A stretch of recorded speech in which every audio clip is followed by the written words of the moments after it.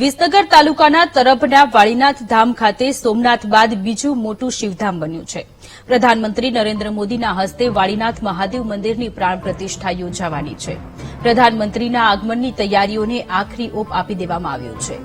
એક સપ્તાહથી ચાલી રહેલા પ્રાણ પ્રતિષ્ઠા મહોત્સવને લઈ લાખો શ્રદ્ધાળુઓ આવી રહ્યા છે. પ્રધાનમંત્રી મહેમાન બનવાના હોવાથી વાળીનાથ ધામ સંકુલમાં વિશેષ પોલીસ બંદોબસ્ત ગોઠવાયો છે. રેન્જ આઈજી સાથે વિવિધ જિલ્લાના એસપી, ડીવાયએસપી, પીઆઈ, પીએસઆઈ, કોન્સ્ટેબલનો બંદોબસ્ત રાખવામાં આવ્યો છે. પ્રધાનમંત્રીના સભા સ્થળ અને કાર્યક્રમ સ્થળ ઉપર 50થી વધુ સીસીટીવી કેમેરાની મોનિટરિંગની વ્યવસ્થા કરવામાં આવી છે. મહોત્સવમાં 14 જેટલા જનરલ પાર્કિંગ અને 2 વીઆઈપી પાર્કિંગની વ્યવસ્થા કરવામાં આવી છે. પાર્કિંગ સ્થળ સિવાય રસ્તા વચ્ચે પાર્કિંગ થનારા વાહનોના કારણે ટ્રાફિક સમસ્યા ન સર્જાય તે માટે વાહનોને ખસેડવા ક્રેનની વ્યવસ્થા કરાઈ છે. પોલીસ વ્યવસ્થા એક પ્રાણ પ્રતિષ્ઠા છેલ્લા એક સપ્તાહથી ચાલી રહ્યો છે, કેવી વ્યવસ્થા? વાળીનાથ મહાદેવ મંદિરની પ્રાણ પ્રતિષ્ઠા ના સંબંધમાં એક સપ્તાહથી પોલીસ બંદોબસ્ત પણ ચાલે છે અને શ્રદ્ધાળુઓ પણ ઉત્સાહથી આવી રહ્યા છે અને પોલીસનો બંદોબસ્ત સારી રીતે ચાલી રહ્યો છે અને વીઆઈપી બંદોબસ્ત જે 22 તારીખનું છે આ બાબતે પણ પોલીસ સંપૂર્ણ રીતે સજ્જ છે અને દરેક પ્રકારની વ્યવસ્થા પોલીસ દ્વારા કરવામાં આવી છે. આંકડાકીય વાત કરીએ તો કેટલા ડીવાયએસપી છે અથવા તો કેટલા પીઆઈ છે, કેટલી સંખ્યા બળ છે? આપણે જે સુરક્ષાને જે પ્રોટોકોલ છે અને સુરક્ષાને ધ્યાનમાં રાખીને અને જે પર્યાપ્ત માત્રામાં સંખ્યામાં પોલીસના અધિકારીઓ અને કર્મચારીઓ બંદોબસ્તમાં છે.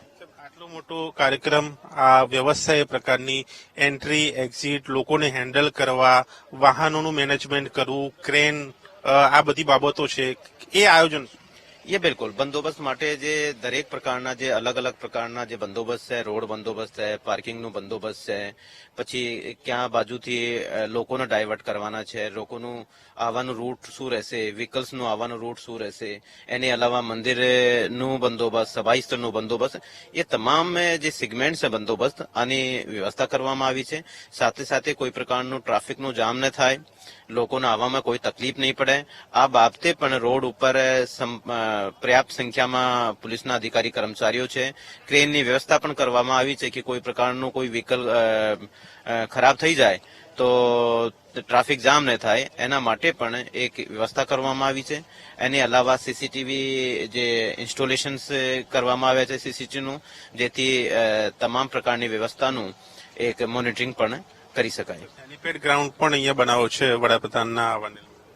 તમામ પ્રકારની સુરક્ષા વ્યવસ્થા છે અને તમામ પ્રકારની સુરક્ષા વ્યવસ્થા સુનિશ્ચિત કરવામાં આવી છે. મેન ફોર્સ કેટલો હશે ટોટલ અંદાજે? આપને જે છે કે સુરક્ષાની બાબતે જે રીતે હું આપને જણાવ્યો કે પર્યાપ્ત સંખ્યામાં ફોર્સ છે, એમાં કોઈ પ્રકારની એ નથી અને તમામ પ્રકારના બંદોબસ્તમાં જે પ્રકારની વ્યવસ્થા હોય અને જેટલી સંખ્યાની જરૂરિયાત હોય છે એટલી સંખ્યામાં ફોર્સબલ છે.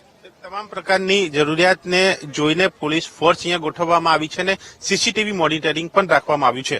કેમેરામેન રાજેશ સાથે દર્શન રાવલ, વીટીવી ન્યૂઝ, તરફ, વાળીનાથ ધામ.